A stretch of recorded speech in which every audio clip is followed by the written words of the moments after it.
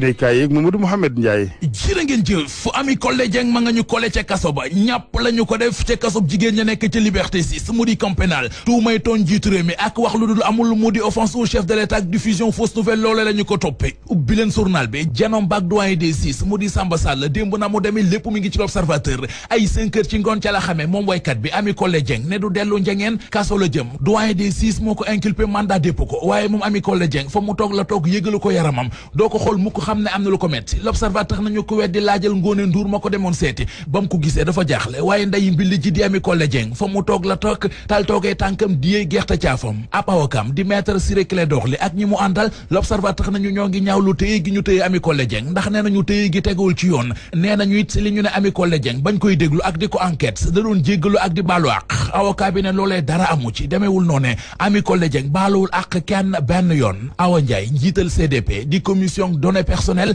nee ci journal bi bu ko neexee moom Ami Collé Dieng mën naa porter plainte ki siiwal ay kàddoom yu ko indil coow li lépp Vox Populi nañu ginnaaw Penda Ba Ami Collé Dieng ak Assane Seck ñoom it dem nañu ndungu siin enquête dina kay nañu Ami Collé Dieng teere ji na ca maf bu Liberté 6 mu di kaso bi ñu jagleel jigéen ñi la Sénégal fàttali ñu ne moom Ami Collé Dieng la ak manager bu Bakañang di Amadou Seck ñoom ñaar ñëpp la ñu mandat dépôt yóbbu leen kaso libération nañu te nag lu ngeen ci xamul moo di moom Ami Collé Dieng ak Penda Ba ñoom ñaar ñoo bokk cellule bu ñu nekk ca kaso bu camp pénal Le Quotidien nañu waykat bi mu di Ami Collé Dieng ma nga ca studio ca kaso bu camp pénal Les Échos nañu ay awakaam ñoo ngi ko doon sàkkul ab liberté provisoire waaye moom ndaw si di Ami Collé Dieng amul kër kenn xamul fu mu dëkk SDF la mu di sans domicile fixe loolee bokk na ci li ko xañ liberté provisoire gi awakaam yi bëggoon ñi bëgg Abdoulaye Daouda Diallo jugee ca ministère intérieur nañu def ndànk ndax waa ji buuseegul la Sénégal nañu démb ca ndajam secrétariat exécutif national bu APR président Macky Sall félicité na fa bu baax a baax kii di Abdoulaye Daouda Diallo ci taxawaay bi mu am ci organisation wotey député Macky Sall ne ministre intérieur dañ ko war a ndokkale ci organisation élection yi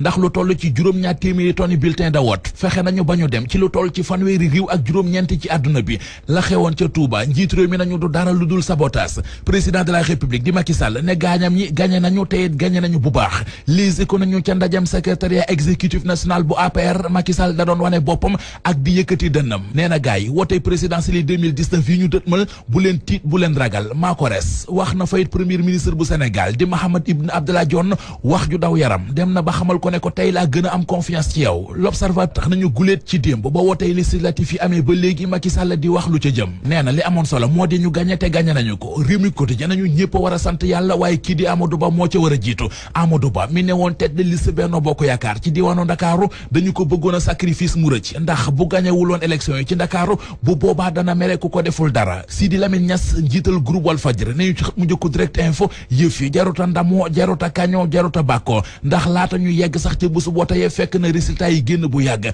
résultat élection législative yi Sidi Lamine Niass na ay résultat préfabriqué la Le Quotidien xëy ab taxaw seetlu ci nguur yi fi jaar 1998 ba 2017 ak taux yi ñi am ci wootey député yi 1998 waa parti socialiste amoon nañu 50,2% 2011 Abdoulaye Wade amoon 49,6% 2017 gi Macky Sall am 49,48% 100% rebatas ak li xew ci journal Les Échos Malick Sène ab commerçant la bu ñu tëj ñeenti weeri kaso li ko waral moo di dafa am benn xale bu jigéen bu muy bëgganteel maanaam benn gelam bu ñu naan Maguette Tine jamono ji ñuy waajal korite gi waa ji di Malick Sène jël xaalis jox ko Maguette Tine ngir mu waajal ci korite gi li ñu waxante woon moo di bésub korite ci ngoon ndaw si day ñëw këram ñu ànd génn bés ba jot waa ji di Malick Sène jël téléphone di woo ndaw si munu koo jot woo na ko ay yoon jotu ko gel ba bàyyi ko fa muy toog di xaar ak di naan ngelaw ci ëllëg sa gel bi di Maguette Tine dem ca kër Malick Sène ca Ouest Foire ngir doon ko leeral fan la nekkoon Malick mer biteel ba fa nekkoon mu toj ko jël xottu biteel yi fees ci kanamu ndaw sa ñu ne déet na waay mu jël kuuru groof dóor ko ñaari yoon